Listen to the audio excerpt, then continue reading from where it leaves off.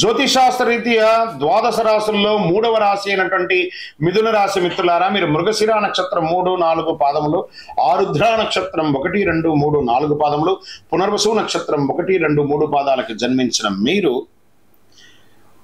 మిథున రాశి వారిగా పరిగణించబడుతున్నారు. ఈ యొక్క జూలై నెల 2024 మీ యొక్క శుభాశుభ ఫలితాలు ఎలా ఉన్నాయని చూద్దాం. మిథున రాశి ఫలవంతంగా అనుకూలంగా ఉంటారు. శుక్రుడు 2వ ఇంట్లో ప్రవేశిస్తున్నాడు 7వ తారీఖున. జూలై 12 నుండి కుజుడు 12వ ఇంట్లో ప్రవేశిస్తున్నాడు.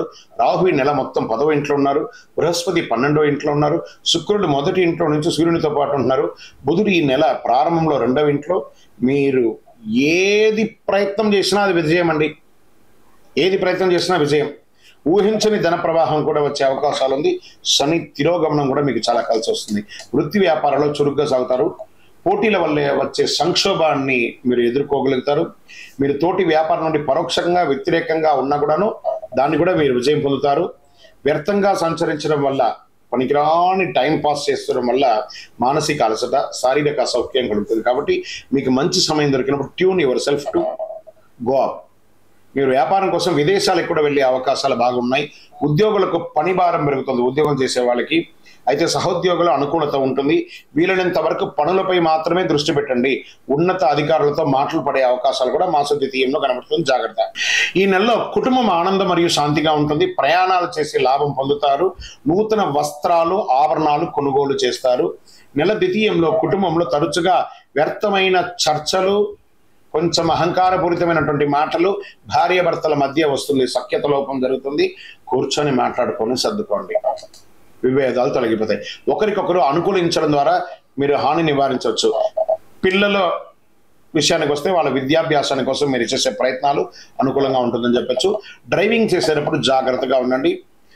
ఉద్యోగం చేసే స్త్రీలు, వ్యాపారం చేసే ఎంటర్‌ప్రెన్యూర్‌గా ఉన్నటువంటి స్త్రీలకి ఇది ఒక మంచి సమయం అని కూడా చెప్పచ్చు. షేర్ మార్కెట్ మొదటి భాగం బాగుంది. 2వ భాగం మాస ద్వితీయం కొంచెం ఇబ్బందిగా ఉంది. జాగ్రత్తగా ఉండండి. మీడియా రంగం వారికి యాజ్ యూజువల్ మిశ్రమంగా ఉంది. వాహనం కొనే వారికి మంచి అవకాశం చెప్పచ్చు. రైతులకి ఇది ఒక మంచి సమయం అని కూడా చెప్పచ్చు. ఈ నెల అదృష్ట రోజులు అని చెప్తే 1వ తారీఖున బాగుంది, 11వ తారీఖున బాగుంది. మీకు ఈ నెల అదృష్టమిచ్చే సంఖ్య 6 అని చెప్పవచ్చు. చంద్రాష్టమం జూలై 21, 7, 2024 7:27 ఉదయం నుండి 23, 7, 2024 9:20 ఉదయం వరకు, అంటే సుమారుగా 2.5 రోజులు టైం బాగలేదు.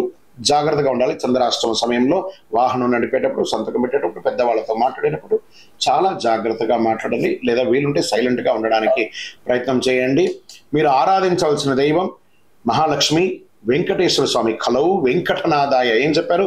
వెంకటాద్రి సమంస్థానం బ్రహ్మాండి నాస్తికింద్ర వెంకటేశ సమోదేవో న భూతో న భవిష్యతి. ఆ వెంకటేశ్వర స్వామికి కాలినడకగా వెళ్ళి ఒకసారి నమస్కారం చేసి రండి. చాలా అద్భుతమైనటువంటి ఫలితాలను కూడా పొందుతారు. ఎందుకంటే ఈ జూలై నెలలోనే ఉత్తరాయణ పుణ్యకాలం వెళ్ళి దక్షిణాయన పుణ్యకాలం కూడా జూలై 10, 15 ప్రారంభం అవుతుంది. కాబట్టి ఆషాఢం కూడా వస్తుంది. కాబట్టి చక్కగా వెళ్ళి స్వామివారిని నమస్కారం చేసుకోండి.